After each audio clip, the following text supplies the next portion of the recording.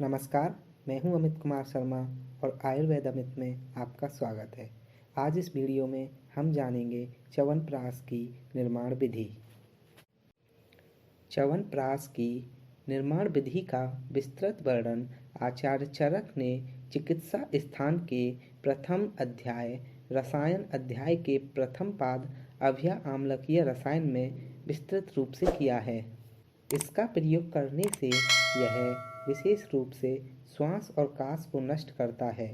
जो व्यक्ति छत से क्षीण या वृद्ध हो गया हो या बालक है, उसके अंगों को बढ़ाने वाला होता है, अर्थात रस रक्तादि धातुओं को बढ़ाता है। इस च्यवनप्राश रसायन की मात्रा बल के अनुसार इतनी खिलाई जाती है जिससे भोजन की मात्रा में न्यूनता न हो सके। इसके प्रयोग से अत्यंत वृद्ध च्यवन ऋषि पुनः युवा हो गए थे, इसलिए इसका नाम च्यवनप्राश रखा गया। इसके बाद हम इसके निर्माण विधि का विस्तृत वर्णन करेंगे। च्यवनप्राश का मुख्य घटक द्रव्य आम्लकी है। इसके अतिरिक्त क्वाथ बनाने के लिए बिल्व, अग्निमंथ, श्योनाक, सालपर्णी, कृष्णपर्णी, कंटकारी, द्राक्षा आदि द्रव्यों का प्रयोग किया जाता है तथा अंत में गोघृत, तिल तेल, शर्करा, मधु, बंसलोचन, पिप्पली, त्वक, सूक्ष्मेला, तेजपत्र और नागकेसर का प्रयोग प्रक्षेप द्रव्य के रूप में किया जाता है। सर्वप्रथम ताजे पके हुए आंवले को लेकर एक कपड़े की पोटली में बांध लेते हैं। क्वाथ द्रव्यों को इमामदस्ते में डालकर यवकुट कर लिया जाता है। इसके बाद एक बड़े भगोने में क्वाथ द्रव्य को डालकर उसमें 16 गुना या 8 गुना पानी डाल दिया जाता है। इसके बाद आंवले की पोटली पात्र में डुबोकर उसे 1/4 अवशेष रहने तक उबाला जाता है। फिर आंवलों की पोटली को अलग करके क्वाथ को छान लिया जाता है। जब आंवला हाथ सहने लायक हो जाए तो आंवले को पात्र में निकालकर उससे गुठली अलग कर ली जाती है।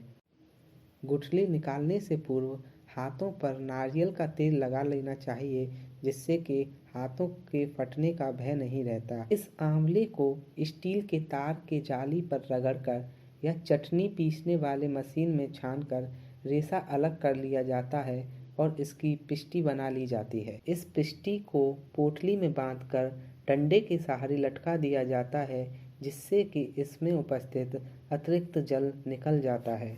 इसके बाद क्वाथ द्रव्य को 2 तय कपड़े से 2 बार छानकर सुरक्षित रखें। जब आंवले की पिष्टी से अतिरिक्त जल निकल जाए तो उसको घी में भूनना चाहिए। इस पिष्टी को इतना भूनना चाहिए कि इसका रंग ब्राउन हो जाए और आंवला पिष्टी में घी छोड़ने लगे तो अग्नि से उतारकर पिष्टी को सुरक्षित रख लेना चाहिए। प्रक्षेप द्रव्यों को साफ करके धूप दिखाकर इमामदस्ते या मिक्सी में डालकर सूक्ष्म चूर्ण कर लेना चाहिए। क्वाथ द्रव्य को अग्नि पर चढ़ाकर गर्म कर लिया जाता है। तत्पश्चात जितनी मात्रा में आंवलों का प्रयोग किया जाता है उतनी ही मात्रा में इस क्वाथ द्रव्य में शर्करा मिलाकर क्वाथ में चाशनी की जाती है। जब चाशनी 3 तार की तैयार हो जाए, अर्थात पानी में डालने पर यह शीघ्र ही डूब जाए, तो अग्नि से उतारकर सुरक्षित जगह पर रखकर आंवले की पिष्टी को चाशनी में मिलाना चाहिए और इसको तब तक घोटना चाहिए जब तक कि आंवले की पिष्टी चाशनी में पूरी तरह से मिल ना जाए। जब यह लेय शीतल हो जाए तो प्रक्षेप द्रव्य को मिलाकर मर्दन कर अवलेह और प्रक्षेप को एक योग कर लेते हैं। इस प्रकार च्यवनप्राश बनकर तैयार हो जाता है।